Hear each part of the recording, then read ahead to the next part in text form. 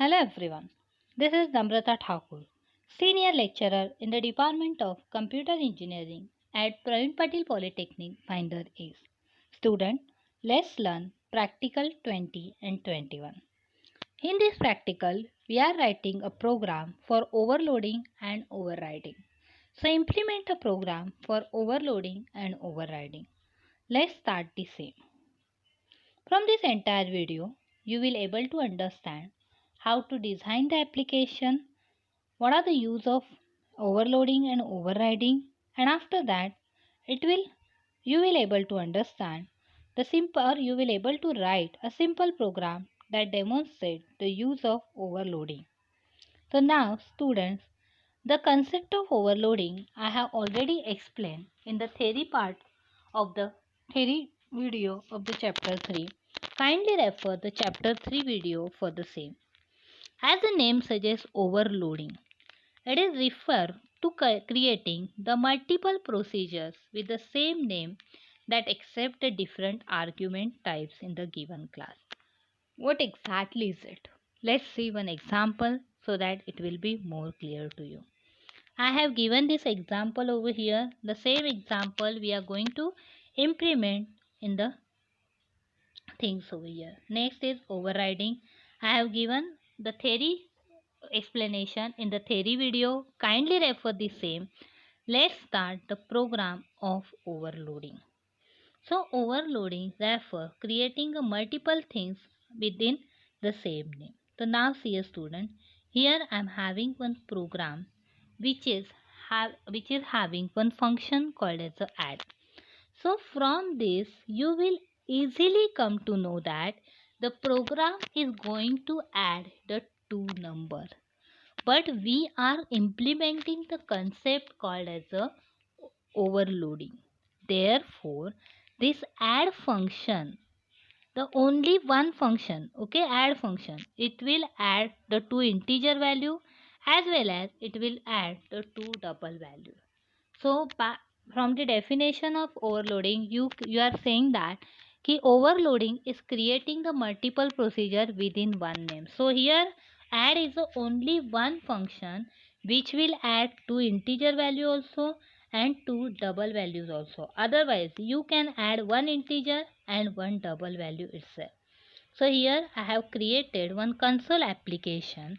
In that I have created one class called as a class A, and in that class I have created one function by using the overloading concept, because I want to show that only one add function can add the different data type number. So here I have overloaded public overload function.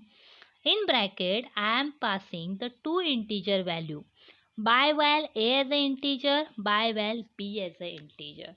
I am clearing this in a simple word that overload will perform the addition of two numbers, the two numbers having the two different data types or two same data type. Okay, and after that return ab for performing the addition. Your function is ended with end function, and after that we can say that we are again using the same function in the same class by passing the two different data types. So here again public overload function add, and I am passing by val a as a double and by val b as a double. Return a plus b. Your function is ended with end function again, and your class is ended with end class over here. Now see a student, in main function we are creating the object of the class. So dim object as a new a. After that I am writing console dot write line, the addition of two integer value, that is my first function, and console dot write line obj dot add 8 and 4. I am passing the two values over there, 8 and 4. Console.WriteLine addition of two double number, that is I am calling the function second function over here which is performing the addition of double value. Console.WriteLine obj, that is my object dot add is my function, and I am passing the value 10.8 and 10.4. And again I am reading by console.read or only read, and sub is ended with end sub over here.